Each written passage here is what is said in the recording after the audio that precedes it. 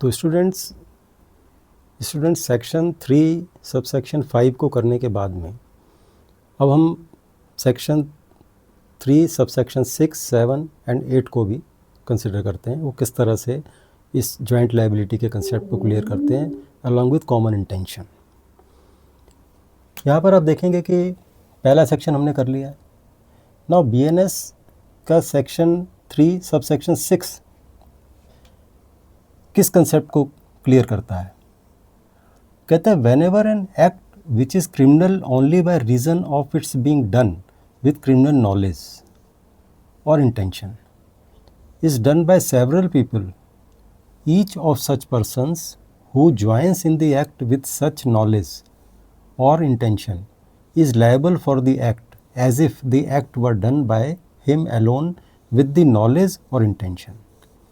Here criminal knowledge word is very important. In the earlier case of section 3 subsection 5 we read that it was the common intention, but here criminal knowledge is important. That if someone is committing certain crime, he is in the knowledge that I have come here with the intent to kill Z. If some other person also joined him with the same knowledge that he has come here with the same intent, then he would also be held responsible for that murder. But if someone else has come there without having that knowledge that A is trying to kill, now that means C is not having that knowledge, so C will not be guilty of murder. He may be guilty of culpable homicide not amounting to murder. So that means that criminal knowledge is very important. So here we will first read what is written exactly in our BNS. Here 3.6. Now we read this section 3 subsection 6. Whenever an act which is criminal only by reason of its being done with a criminal knowledge or intention is done by several persons, each of such persons who joins in the act with such knowledge or intention is liable for the act in the same manner as if the act were done by him alone with that knowledge or intention. So here we can understand it with one of the example. Example क्या है? A, B and C एक farmer की land में enter करते हैं। किस purpose से? To illegally harvest and take away crop, कि वहाँ पे जो खेती हो गई है उसको काट के वो ले जाएंगे। इस पर्पस से ए बी और सी इसमें एंटर करते हैं। मालिक आ जाता है। तो during confrontation a severe assault occurs and owner die, और मालिक की डेथ हो जाती है। अब यहाँ पर सेक्शन 3 सबसेक्शन 6 की एप्लीकेशन कैसे आती है? एक्चुअल में ए और बी जो है वो इस इंटेंशन से आए थे कि उसको मारना है मालिक को। सी ने तो ज्वाइन किया था सिर्फ इस पर्पस से कि मैं वहाँ चोरी करूँगा, वहाँ पे हार्वेस्ट काटूंगा और उसको घर ले जाऊंगा जो भी उसकी क्रॉप्स है। तो यहाँ पर ए और बी जो हैं शेयर्ड अ डिस्टिंक्ट नॉलेज, यहाँ वो नॉलेज है उनके पास में। ए और बी दोनों को पता है, ए को पता है कि बी और बी को पता है ए। दोनों यहाँ पर ये चोरी करने के पर्पज़ से नहीं आए, यहाँ इसके मालिक को मारने के पर्पज़ से आए। तो ये जो शेयर्ड नॉलेज है, ये जो क्रिमिनल नॉलेज है उनके पास में, तो जो जिसके पास क्रिमिनल नॉलेज है सिर्फ उसी को हेल्ड रिस्पॉन्सिबल ठहराया जाएगा उस पर्टिकुलर ऑफेंस के लिए। तो ये हैविंग सिमिलर नॉलेज और intent that the attack would cause death, both are liable for grave offense, that is murder. If C only joined to steal crops and had no knowledge that a lethal attack would may happen, so C's criminal liability is restricted to the lesser offense, that is theft or trespass, rather than a murder. तो इस तरह से हम कह सकते हैं कि अगर क्रिमिनल नॉलेज पर्सन्स को है तो जितने लोगों को क्रिमिनल नॉलेज है वो सब उस पर्टिकुलर क्राइम के लिए प्रोसिक्यूट किए जाएंगे और उनको पनिशमेंट मिलेगा। अब इसके बाद में आते हैं हम 3.7 पे, section 3 subsection 7। Then causing of certain effect partially by an act और partially by an omission is the same offence.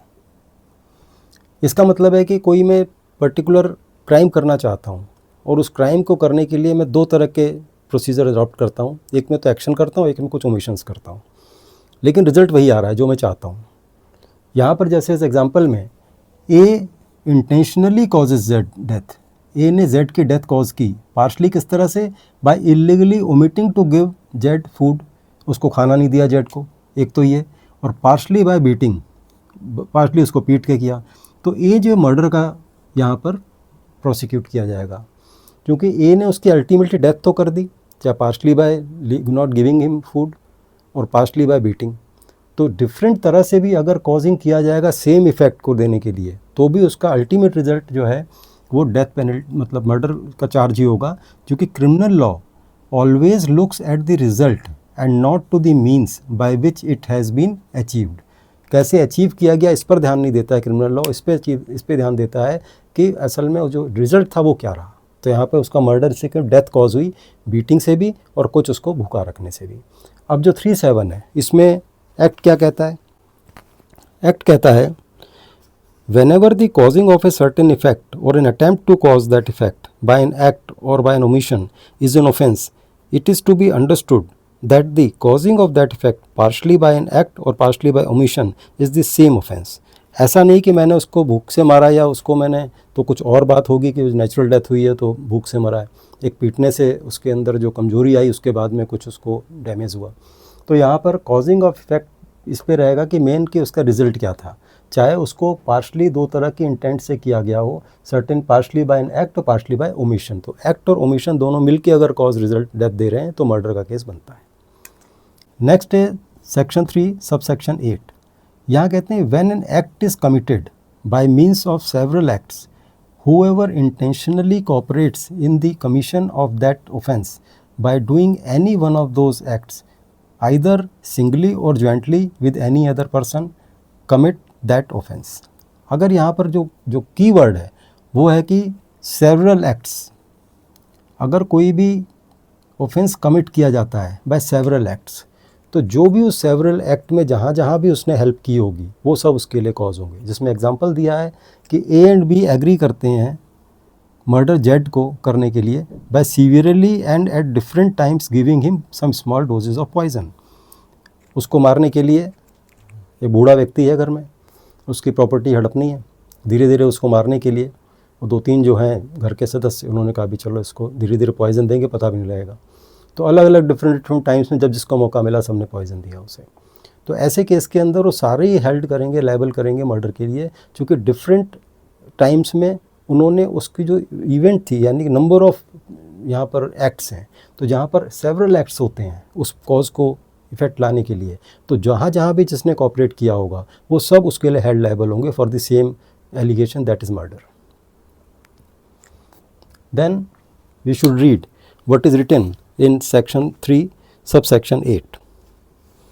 When an offence is committed by means of several acts, whoever intentionally cooperates in commission of that offence by doing any one of those acts either singly or jointly with any other person commits that offence। और इसमें 2-3 examples भी दिए गए हैं, आप इन तीनों examples को दीजिए। एक एग्जाम्पल हमने यहाँ पढ़ लिया है, अब बाकी एग्जाम्पल्स में पढ़िए तो आपकी better understanding section 7 section 3 subsection 8 के बारे में हो जाएगी। अब इसमें जो लास्ट सेक्शन हम कंसिडर कर रहे हैं वो कर रहे हैं section 3 subsection 9। It is converse of section 3(5)। ये 3(5) से उल्टा है। 3(5) में कॉमन इंटेंशन की बात कहते हैं, यहाँ पर कॉमन इंटेंशन की बात नहीं है। यहाँ है कि डिफरेंट सेवरल पीपल ने कुछ का एक्ट किया है तो उसमें जिसकी जैसी जैसी इंटेंशन थी उसके हिसाब से सज़ा मिलेगी उसे, ऐसा नहीं कि सभी को सेम सज़ा मिल जाएगी। तो कॉमन इंटेंशन से अपोजिट है एक तरह से section 3(9). It provides that where several persons are engaged और concerned in the commission of a criminal act, they may be guilty of different offenses। वो अलग अलग offenses के गिल्टी होंगे। ये डिपेंड करता है कि किस तरह से उन्होंने क्या सोच के आए थे और क्या उन्होंने एक्ट किया। जैसे एग्जांपल है, ए ने अटैक किया जेड पर जो कि उसे प्रोवोक किया गया था, वहीं पर बी भी था, उसकी इलविल थी जेड के साथ में, तो उसने क्या किया कि having ill will and attacked Z with intent of killing. तो ए तो प्रोवोक होने के कारण से गुस्सा आ गया उसे और उस ओकेज़न का फ़ायदा उठाया बी ने। उसे लगा कि भाई ये ओकेज़न सही है, इसमें मैं भी इसमें एंटर कर जाता हूँ और इसको मार दूंगा, और जेड जो है उसकी डेथ हो जाती है। तो जो ए है he would be held responsible for culpable homicide not amounting to murder. Lesser allegation इस पर आएगा, लेसर चार्ज लेनेगा कि not amounting to murder. Culpable homicide, मरा तो है जेड, इसलिए कल्पेबल होमिसाइड तो रहेगा कि डेथ तो कॉज हुई है, लेकिन अमाउंटिंग टू मर्डर नहीं है। लेकिन बी जो है चूँकि उसकी इंटेंट थी इज़ गिल्टी ऑफ मर्डर। यहाँ पर पुलिस को प्रूव करना पड़ेगा कि ये इसकी इंटेंशन थी। और फिर जैसे हमने पहले बताया कि बहुत सारे इवेंट्स और बहुत सारे फैक्ट्स वहाँ पे जोड़े जाते हैं, जिससे पता लगता है कि कोई उधार लेना था, कोई पुरानी गर्ज थी, कोई और डिस्प्यूट उनका कोर्ट में चल रहा था, या पहले तो कहीं धमकी दी थी, इस तरह की चीज़ें यहाँ पर एड ऑन हो जाती हैं। फिर प्रोवोक उसने ए को किया, बी इतना एग्रेसिव क्यों हो गया, ये सब रीजंस यहाँ पर मिलकर पता लगाते हैं। तो ए को जो है culpable homicide not amounting to murder, और बी के लिए मर्डर का केस चलेगा। तो ये जो सेक्शन 3 सब सेक्शन 9 है, ये इंटेंशन वाले कॉमन इंटेंशन से जस्ट अलग है। अगर डिफरेंट इंटेंशंस के साथ में सेम एक्ट करते हैं तो उनको डिफरेंट सजाएँ मिलेंगी। अब इसके बाद में हम 3 केस लॉ को यहाँ पर शॉर्ट में डिस्कस करते हैं। Virendra Kumar Ghosh versus King Emperor. ये मैटर इसलिए इम्पॉर्टेंट है क्योंकि ये फर्स्ट मैटर था इंडिया में जिसमें कि कॉमन इंटेंशन या जॉइंट लायबिलिटी का प्रिंसिपल डेवलप हुआ था।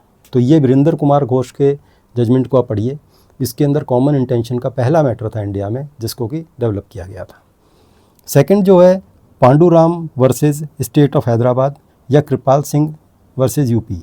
ये दोनों ही मैटर्स हैं, इंपॉर्टेंट लैंडमार्क मैटर हैं, और इन दोनों ही मैटर के अंदर कहा गया था कि common intention can be developed on the spot also. ऐसा नहीं कि पहले से प्लानिंग करके जाया जाए, ऑन द स्पॉट भी कॉमन इंटेंशन डेवलप हो सकती है। ऐसा इस पर्टिकुलर केस में डेवलप हुआ था। Last but not the least, that is Mehboob Shah versus King emperor. 1943 में ये पर्टिकुलर केस बना था, लेकिन इसका एडजुडिकेशन लेटर स्टेज में हुआ था प्रीवी काउंसिल के द्वारा। महबूब शाह एंड किंग एम्परर जो हैं, इनके मैटर को समझने के लिए थोड़ा सा मैं आपको और डिटेल में ले जाना चाहूँगा। उस डिटेल में ये है कि जैसे रावी रिवर है, इसके बाहर किनारे पे रीड्स होती हैं, एक तरह से ये पानी में उगने वाले पौधे होते हैं। ए, मैं नाम पर नहीं जा रहा हूँ, और बी दोनों यहाँ पर आते हैं इस इंटेंशन से कि इस रीड को हम उठा लेंगे, थोड़ी सी काट के ले जाएंगे। सी जो इसका मालिक है वो इन्हें मना करता है कि आप इस रीड को मत हटाइए, लेकिन ये करीब 15-16 बंडल रीड को बना लेते हैं और ले जाने लगते हैं। इसका नेफ्यू है डी, वो डी यहाँ पर आता है, और ये इनको, चूँकि ये बोट पर थे, इनकी बोट से धक्का देता है, आपस में इनकी कहासुनी होती है। तो डी की ए और बी के साथ में जब ए और बी इस पर हावी हो जाते हैं तो ये थोड़ा चिल्लाता है। इसके चिल्लाने से क्या हुआ कि ई और एफ जो कि इसके रिलेटिव्स हैं, वो वहीं पर ही और दूसरी जगह पे नाव पे चल रहे थे, वो यहाँ पर उसकी आवाज़ सुन के आते हैं। ये जो ई है ये महबूब शाह है, महबूब शाह, और ये जो है ये दूसरा पर्सन है। अब जब यहाँ पर आते हैं, क्योंकि ये ए और बी हैं, तो यहाँ पर आने पर इन दोनों के पास में गन थी। ई के पास भी गन थी और एफ़ के पास भी गन थी। ई ने बी को हिट किया और एफ़ ने ए को हिट किया, जिसमें जो एफ़ था ये मर गया, ये इंजर्ड हो गया। अब जो लोअर कोर्ट्स थी, सेशन कोर्ट ने ई को हैंग टिल डेथ की सज़ा सुना दी, ये मानते हुए कि भाई ये भी इसके साथ में साझीदार है, जबकि इसकी गोली से बी को लगी थी गोली और वो इंजर्ड हो गया। तो इनको यहाँ पर सज़ा सुना दी गई फांसी की। जब सेशन कोर्ट ने ये सज़ा सुनाई, उसके बाद में वो लाहौर हाई कोर्ट में मैटर गया। बाहर लाहौर हाई कोर्ट ने दूसरे लोगों के प्रति डिसीजंस दिए, लेकिन इनकी जो महबूब शाह की जो सज़ा थी वो बरकरार रखी। तो यहाँ से ये फिर प्रीवी काउंसिल में आया। प्रीवी काउंसिल में जब आया तो प्रीवी काउंसिल ने कहा कि यहाँ पर हमें ये देखना है कि क्या कॉमन इंटेंशन वाला जो क्लॉज है, जो कि पहले सेक्शन 34 था, जो अब सेक्शन 3 सब सेक्शन 5 है, क्या वो यहाँ पर कंडीशन फुलफिल हो रही है? क्या महबूब शाह कॉमन इंटेंशन से यहाँ पर आया था? क्योंकि इसका इन्वेस्टिगेशन किसी ने नहीं किया। तो उन्होंने इस बात को हेल्ड किया कि जिस समय ई और एफ यहाँ पर आए हैं तो इनका ना तो मीटिंग ऑफ माइंड था, ना इनका सी और डी के साथ कोई मीटिंग ऑफ माइंड था, ना कि कॉमन इंटेंशन थी, ना इन्हें मालूम था कि ए और बी यहाँ पर किसी तरह की चोरी चकारी कर रहे हैं। तो ये जो आए हैं इंस्टेंटली आए हैं, और ये कहिए कि एक मूवमेंट ऐसा था कि फिट ऑफ मूवमेंट में इन्होंने इस पर्टिकुलर एक्शन को किया। तो यहाँ पर इनको हैंगिंग जो टिल डेथ है वो इसलिए भी नहीं लगेगी क्योंकि इनकी गोली से ए नहीं मरा, बी जो है वो घायल हुआ। तो इनका जो सज़ा थी वो उम्र कैद में बदली गई, क्योंकि culpable homicide not amounting to murder का चार्ज इनके अगेंस्ट प्रूव हुआ। तो महबूब शाह वाला केस एक इम्पॉर्टेंट केस है जिसमें डिटेल में पढ़ना चाहिए, इंटरेस्टिंग केस है, जिसमें आपको और इसके कई फैक्ट्स समझ में आएंगे। इस तरह से हमने एक तरह से जो कॉमन इंटेंशन का क्लॉज पोर्शन है इसे कंप्लीट कर दिया है, और नेक्स्ट उसमें हम कॉमन ऑब्जेक्ट को लेकर चलेंगे, और फिर कॉमन इंटेंशन और कॉमन ऑब्जेक्ट के बीच में क्या डिफरेंस है उसको डिस्कस करेंगे। Thank you.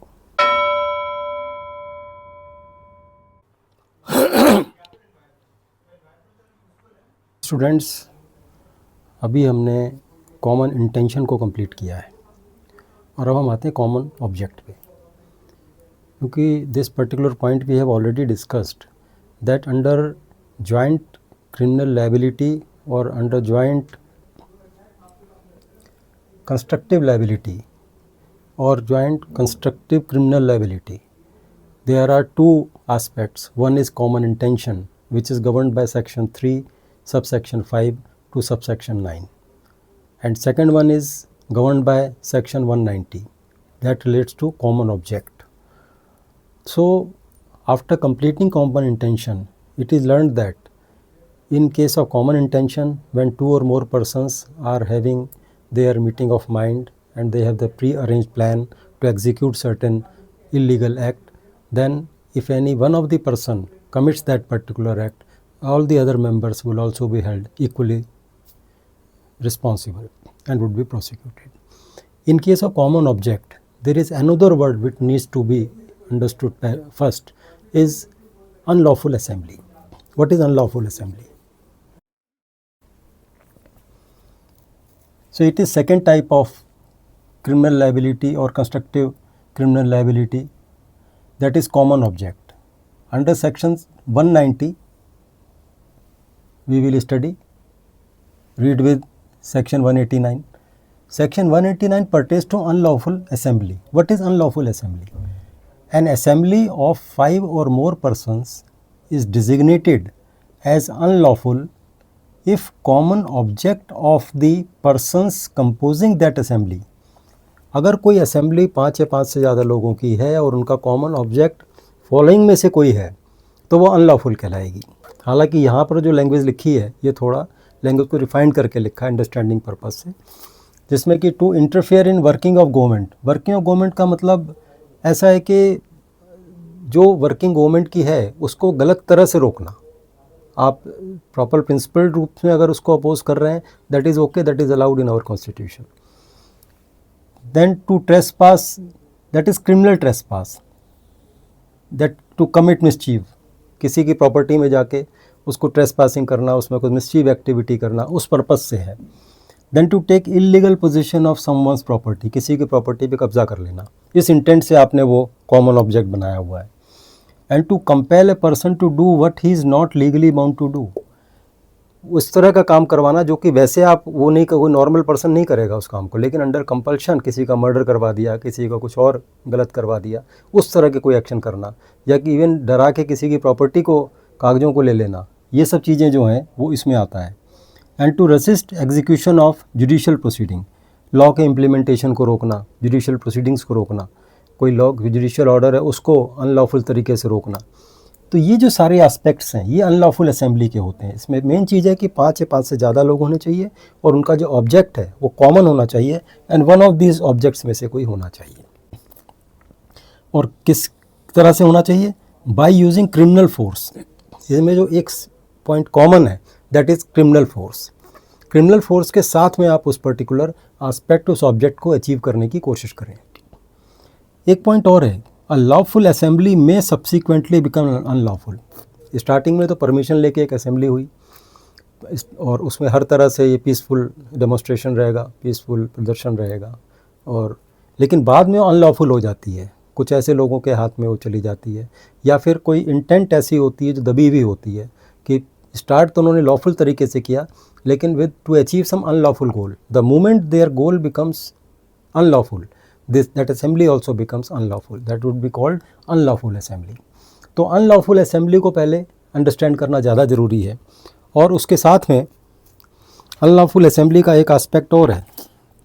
ये जो 5 पॉइंट इन्होंने बताए हैं इसको रीड भी कर लिया जाए कि unlawful assembly, N assembly of 5 or more persons is designated an unlawful assembly if the common object of the persons composing that assembly is to overawe by criminal force or show of criminal force the central government or any state government or parliament or legislature of any state or any public servant in exercise of the lawful power of such public servant।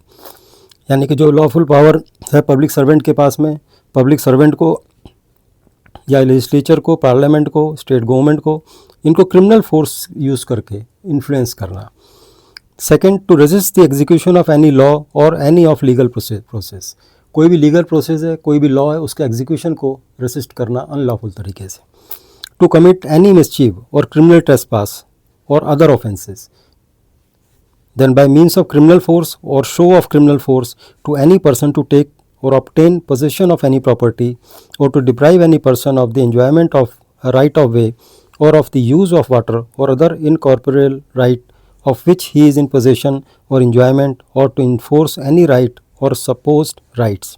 यानी किसी के वो legal rights को infringe करना, और unlawful तरीके से मतलब उसमें क्रिमिनल फोर्स का यूज़ ज़रूर करना है, यानी कि वो फोर्स जो कि लॉफुल तरीके से आप किसी को कंपेल करने के लिए नहीं कर रहे हैं, आप गुंडे और बदमाशों की सहायता ले रहे हैं, इस तरह की फोर्स को हम क्रिमिनल फोर्स कहते हैं।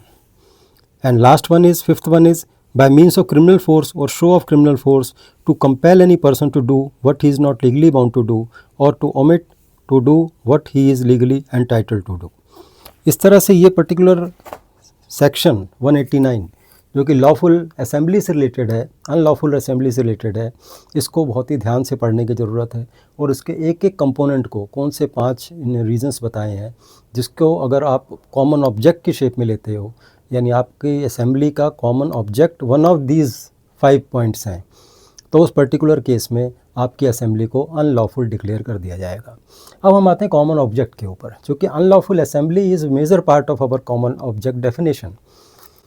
इसमें सेक्शन 190 है, if an offence is committed by any member of unlawful assembly, यानी this sort of assembly is there and any member of it commits following, any कोई ऑफेंस कमिट करता है, तो in prosecution of the common object of that assembly, उस जो भी common object assembly का है उसको प्रोसिक्यूट करने के लिए, यानी उसको आगे बढ़ाने के लिए, उसको एग्जीक्यूट करने के लिए। And secondly, such as the member of that assembly knew to be likely to be committed in prosecution of that object, वो जो उसके मेंबर्स हैं असेंबली के, अनलॉफुल असेंबली के, उनके मेंबर्स को पता है कि जब मैं इस कॉमन ऑब्जेक्ट को गेन करने चाहूँगा, इस गोल को अचीव करना चाहूँगा, तो मुझे कुछ ऐसी एक्टिविटीज़ करनी पड़ेंगी। तब every person who at the time of the committing of that offence is a member of the same assembly is guilty of that offence. तो जिस समय भी उन्होंने वो अनलॉफुल एक्टिविटी की, जितने भी मेंबर उस पर्टिकुलर असेंबली के हैं, सभी उसके लिए हेल्ड गिल्टी होंगे। सेकेंड पॉइंट है, ये तो इसमें डेफिनेशन पार्ट एक्चुअल में आ गया, ये टोटल एंटायर डेफिनेशन सेक्शन 190 से ली गई है। अब इसका मतलब क्या निकल रहा है इजी लैंग्वेज में, कि one member of that unlawful assembly will be liable for the act of another और of others if an offence is committed by the other members in prosecution of this common object once the common object ceases to exist, section 190 can not apply. यानी कि simple बात है कि एक person को, अगर किसी पर्सन ने या पर्सन्स ने उस कॉमन ऑब्जेक्ट को ऑब्टेन करने के लिए उसके प्रोसिक्यूशन में कुछ अनलॉफुल एक्ट किए हैं, तो उसकी जो सज़ा है वो दूसरे मेंबर्स को ही मिलेगी, चाहे वो एक्टिवली पार्टिसिपेंट नहीं भी रहे हों उस अनलॉफुल एक्ट करने के लिए। लेकिन जैसे ही वो कॉमन ऑब्जेक्ट सीज हो जाता है, ऐसे ही सेक्शन 190 वहाँ पर एक्ट करना बंद कर देता है। इसमें इसेंशियल 2 आए, पहली चीज़ तो अनलॉफुल असेंबली होनी चाहिए, और दूसरी चीज़ उनमें कॉमन ऑब्जेक्ट होना चाहिए। ये कॉमन ऑब्जेक्ट होना और अनलॉफुल असेंबली दोनों का होना बहुत ज़रूरी है। तब उसके बाद अगर कोई उसके prosecution in order to achieve those common objects, if some illegal act or some offense is committed by any of the member or members of that assembly, then other members would also face the prosecution. Now there are case law. Number 1 is Chandrabhan versus State 1981. The common object of an unlawful assembly was to kill a person, particular person, but one of its member killed a peaceful intervener. Court held that it could not be presumed that the remaining members of unlawful assembly knew that murder of an innocent intervener was likely to be caused in prosecution of the common object. They could not therefore be convicted under section 302 of the IPC code, read with section 149. Because in those days IPC was there, so section 302 and section 149 is mentioned. Now it is changed now. So in this case what happened, that there was a unlawful assembly whose target was to kill say person A, but in a fit of movement, a member of that unlawful assembly killed a peaceful intervener. So when case went into the court, then court decided that a peaceful intervener would be murdered cannot be envisaged by other members whose object was to kill Mr. A. So they cannot be prosecuted for the act done by that particular person. So they cannot be prosecuted for murder, that is section 302 of IPC, read with section 149, because section 149 is the section of common object. So and the 302 is the case of murder, then murder is done by one person, so his case is established. But how that particular case can be increased to other members, this section 149 was also introduced. So court was not agreed because that could not be a part of the common object what was committed by a single person. Secondly, Punaram Kalita and State of Assam. Guwahati High Court held that the mere presence as a member of the unlawful assembly is enough to fasten vicarious responsibility on him under 149, section 149 for the deed of others. Here it is the reverse case. Here a person was prosecuted for the deeds of the others just because he was member of that unlawful assembly. So here the what others have done, that was definitely done as per the common object of the assembly, unlawful assembly. And here because that person was not physically present there or not actively participated in that particular act, but court held that under section 149 of IPC, it is because he was the member of that particular unlawful assembly, and the job lawful work done by them, other members, would definitely have effect over that particular person being a member of this unlawful assembly. तो यहाँ पर इतना तो हमें concept clear हो जाता है कि अनलॉफुल असेंबली है, उसका एक ऑब्जेक्ट होगा, उस ऑब्जेक्ट को वो भी अनलॉफुल हो जाता है। ऑब्जेक्ट जो है वो वही होने चाहिए जो यहाँ पर हमारे लेट डाउन है सेक्शन 190 में, और उनमें से अगर कोई ऑब्जेक्ट है तो अगर वो कमिट करता है तो डेफिनेटली उस अनलॉफुल असेंबली का जो इम्पैक्ट है वो हर एक मेंबर के ऊपर पड़ेगा। अब आता है इनमें डिफरेंस क्या था, जो हमारा कॉमन इंटेंशन में पढ़ा और हमने जो कॉमन ऑब्जेक्ट पढ़ा। देखिए सेक्शन 3 सबसेक्शन 5 जो है वो डील करता है कॉमन इंटेंशन से, और सेक्शन 190 जो है वो डील करता है कॉमन ऑब्जेक्ट से। Then act must be the result of prearranged plan और प्री मीटिंग ऑफ माइंड, ये इनिशियल एसेंशियल कंडीशन है कॉमन इंटेंशन की, तो यहाँ पर से कोट किया गया है। लेकिन यहाँ पर कॉमन ऑब्जेक्ट में कोई इस तरह की रिक्वायरमेंट नहीं है, no such requirement is given in section, only membership is necessary, that group के वो मेंबरशिप होनी चाहिए उस पर्सन के पास में उसको प्रोसिक्यूट करने के लिए। देन नंबर ऑफ पर्सनस इसमें 2 या उससे ज़्यादा होने चाहिए, यहाँ 5 या 5 से ज़्यादा लोगों की असेंबली होनी चाहिए। देन सेक्शन 3(5) के अंदर enunciates the general principle of liability without creating an offence, यहाँ पर आपको पता है कि ऑफेंस क्रिएट नहीं होता है, it is only rule of evidence, और वहाँ पर ऐसा है कि वो खुद अपने आप में स्पेसिफिक ऑफेंस की बात करता है।